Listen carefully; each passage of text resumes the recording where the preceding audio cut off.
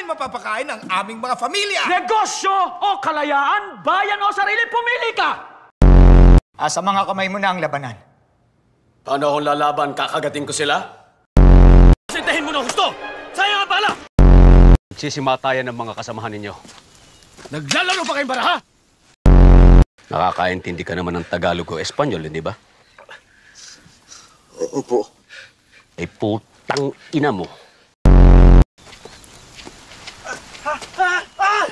Kawaawang mga sundalo ng kawit.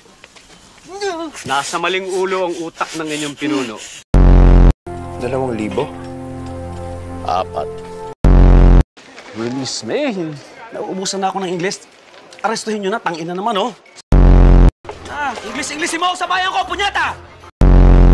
Mga inutil! Hindi tayo mamamasyal! Baba! Dati niyang kasabwat ang Espanya.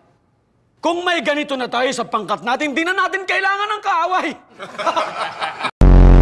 Talagang nasa lahi ninyo ang traidor at duwag. Mga kapatid, mayroon tayong mas malaking kaaway kaysa mga Amerikano. Ang ating sarili. Kung gusto mo ko ipakulong, magdala ka ng kabaong.